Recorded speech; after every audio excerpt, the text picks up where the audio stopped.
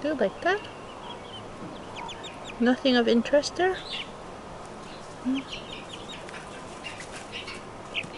Hi, welcome back to Outdoor Exploration. I'm Emily and this is our Friday chick update. I'm just thinking that today we're actually going to start broadening the chick update to be a home hobby garden, whatever this is, update.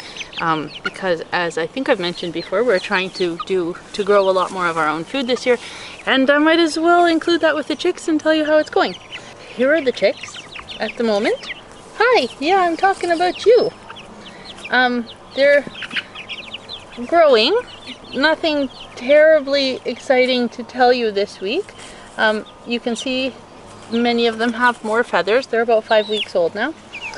I don't know if you can see this, but the Jersey Giants, some of them, come here lovely, come here, I'm going to pick you up, have very feathery legs, which I think is just charming. Now let people look at your legs for a sec. See, they have these interesting feathery legs. Something else we've noticed is that some of the Jerseys have appeared to have a kind of prolapsed vent sometimes just after they poop, and then it goes away. We have a couple of times tried to help them, and by the time we got back with a damp cloth and some disinfectant to put it back in for them, it turned out to be gone. So I don't know if this is a precursor to hens who end up with prolapsed vents and will need help later, and this is just how it starts, but it does seem to be happening a little bit these days, and I guess we'll update you as time goes by. What else can I tell you? We definitely have some more squabbling going on than usual. Hello, I'm talking about you. Well, not you specifically, but we have no idea which ones are cockerels and which ones are pullets right now. None. I mean, obviously, except for the little crested leg bars who I had. Oh, here's one. These we know are pullets because the females have a different coloration. So there's the little cockerel back there. He's also a crested leg bar, and they wouldn't ever. They were never hard to identify because they look so different. But with all the other breeds of chickens, we don't know. And basically we're watching their tails to see if they get longer or their combs, but I don't know. It doesn't tell us very much. Some of them are getting kind of vicious to the others, like Fluffy Face over here, who is the white one right there. And I don't know if that just means it's going to be a vicious hen one day or if it's a rooster. Who knows? So we're just watching. Oh, here, see, this looks to me like a rooster standoff, and we know the one little guy is for sure a rooster. Anyway, they're looking to be a little overcrowded sometimes in their coop, so we're actually thinking that maybe by next week we'll finish up the second coop and move some of them in there to make space. Hi, lovely. And this is one of my friends. Some of them come up and like to sit with me. Hi. She has no name. Hi. Did you want to roost? No, you're just happy on my leg. Hi. This is one of our chocolate Orpingtons. So I'll just leave you to look at the chickens for a minute, and then I'll show you some of the more interesting things going on in the veggie garden at the moment.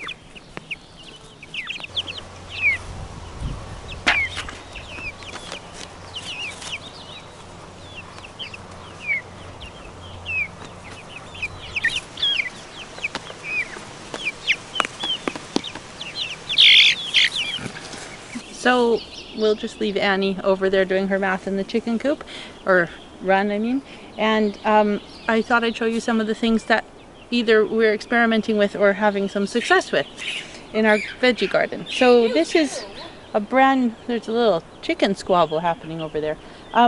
There's a brand new squash bed that Tally built. And Annie put some corn in it also, so we'll see what happens with those corn plants, but that's hopefully going to have squash tumbling down this bank. So we haven't had much success with squash because the only place on our area of this yard that's good for growing them is right at the front edge here. So we're just hoping this makes a difference. This is a new potato bed. Not much to show you, but there are potatoes under there and hopefully they'll be up soon. The kids just built that bed actually. And over here, this is one of the biggest successes we have in our garden, peas. And if you look here, there are a couple of the first blossoms up. And basically, I guess it's been 3 or 4 years now, we've just been harvesting the peas that we planted the year before, and I just let them grow and grow. They get, you know, about this tall in the end and covered in peas, and then I just leave them to dry on the vine, and in whenever it is, midsummer sometime, whenever they're all dried up and turning brown, then we harvest them all and we pick them all out and they're already dry. It's just like the whole process has happened, and we ended up last year with, I'm going to say, about maybe 6 liters worth, a 6-liter container worth of peas. And this year we have extended the pea trellis, so if they grow the same amount for the same length, we should end up with about 8 or 10 liters, so that will be great. I know you're not supposed to measure peas by liters, but I'm just talking about the size of jug. Anyway, yeah, we'll see how that goes. Many pea soups for the winter. And let me show you what's around the other side of our peas. Oh, here, now this is pretty tiny, but if you, I will sneak in here around my baby zucchinis and corns and kales. Whoops. If you look right down here, this is the first year we're growing loofah. Well, we tried last year, but it barely sprouted and never made it any further than this. So these little tiny plants here are loofah, and I really hope they grow themselves up in this nice hot spot and grow us some kitchen scrubbers. I think it's fabulous that one can grow this, and I hope it works this year. Who knows? Meanwhile, this is like our combination corner. So I have kale, everywhere kale, because why not? It can just be a ground cover really, and we pick our salads here. A zucchini in the corner here. A couple of tomatoes. This one, some of them need to get some space made for them. Corn. So this whole bed will be actually full of corn. Last year we got, I don't know, a handful of meals of corn out of this, and it was about half the size. It was just that little square over there. So I have no idea how it'll go this year, but I'm hoping. And then along the edge here I have some turnips, and let's see, more turnips. A couple of them are actually getting to a decent size. There's one in there that's about like this. I don't think you can see it, but... And then this here is our squash trellis. Oops. We tried this further up that way last year and it didn't work, and the squashes, I mean, they grew about 1 meter long, and we had delicatas that were this size. So hopefully this year, it being at the furthest, the lowest point in the property and the best soil, hopefully it'll do better. So I have some butternuts along there and some delicatas along that side, and a couple of acorns. And then in the middle I'm going to put pumpkins, but they're still sprouting in the house. So that's that. So it should be the peas, the corn, the squash. Hopefully. We'll just see how it goes. Let me lead you around to our cauliflower, which is one of the other successes we've been having.